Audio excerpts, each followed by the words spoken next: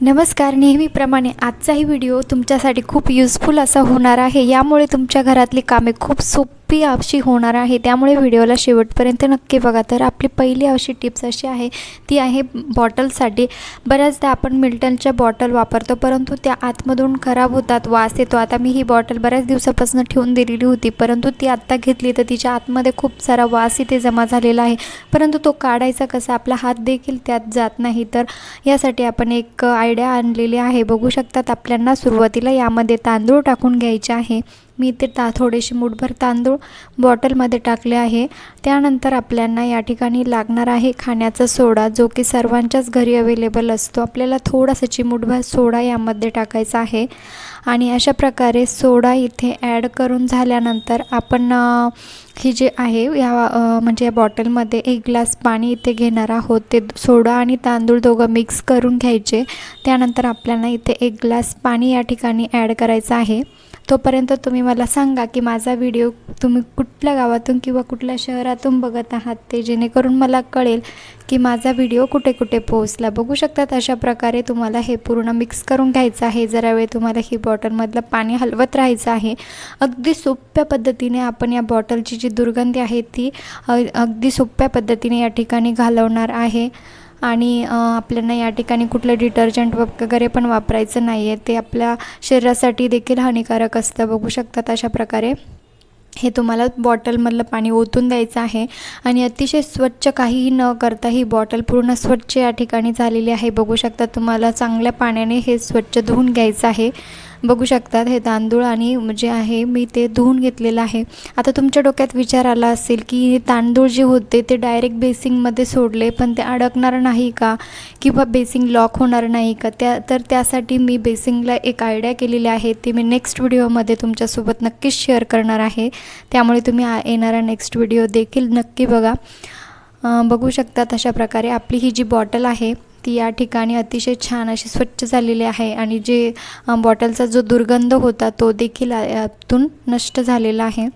तर अशाच तुम्ही छोट्या छोट्या टिप्स ज्या जर फॉलो केल्या तर तुम्हाला तुमच्या घरातील अगदी ज्या अवघड कामे आहेत ते अगदी सोप्या पद्धतीने तुम्ही इथे करू शकतात. त्यानंतरची आपली दुसरी जी टिप्स आहे ती म्हणजे सॉक्ससाठी. आता बऱ्याचदा आपल्या घरामध्ये लहान मुलं असतात किंवा आपण मोठे माणसं देखील सॉक्स वापरतात, परंतु ते साईजने कमी वगैरे आले की आपण टाकून देतो. त्याचा वापर आपण या ठिकाणी करणार आहोत. तर बघू शकतात, मी ते सॉक्स हातात घेतलेला आहे. हे छोट्या मुलाचं माझ्याकडे सॉक्स होतं. तर आपल्याला ह्या सॉक्सचा पुन्हा इथे वापर करायचा आहे. आपल्याला इथे लागणार आहे घासणी. आता घासणी का घेतली आहे, तर आपण याचा भांडे घासण्यासाठी उपयोग करणार आहे. ते कसं ते आपण बघूया. बऱ्याचदा काही लेडीजला साबणाची ॲलर्जी असते, काहींना काही काळे भांडे असतात, खरकटे भांडे असतात, ते घासण्यास किळस येते. तर आपण या ठिकाणी या सॉक्सच्या मदतीने ती स्वच्छ करणार आहोत. बघू शकतात, तुम्हाला एक पिन घ्यायची आहे आणि आतील बाजूस तुम्हाला ही पिन लावून घ्यायची आहे. त्या घासणीसोबत सॉक्सला लावायचे आहे. अशा प्रकारे तुम्हाला हे जे सॉक्स आहे ते घासणीच्या मदतीने पिनाच्या मदतीने या घासणीला पॅक लावून घ्यायचं आहे. बघू शकतात, आतल्या साईडने मी इथे पिन लावली आहे एक. आणि किती छान असं टूल्स इथे तयार झालेलं आहे बघा, जो की अगदी कमी खर्चामध्ये आपण घरच्या घरी इथे तयार केलेला आहे. आणि अशा पद्धतीने तुम्हाला साबण घ्यायची, घासणीवरती साबण लावून घ्यायची आणि अशा पद्धतीने तुम्ही ही भांडी घासू शकतात.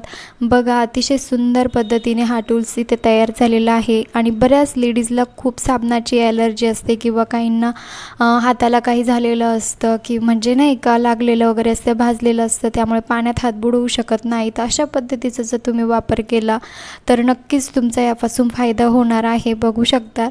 आणि हो, तुम्हाला जर हा व्हिडिओ आवडला असेल तर तुमच्या मित्रमैत्रिणींना देखील नक्की शेअर करा, जेणेकरून त्यांचा देखील या ठिकाणी फायदा होईल. बघू शकतात, अशा पद्धतीने आपल्याला जी खालची साईड आहे ती आपण भांडे धुण्यासाठी देखील इथे वापरू शकतो. आपल्याला जस्ट असं सॉक्स फिरून घ्यायचं आहे.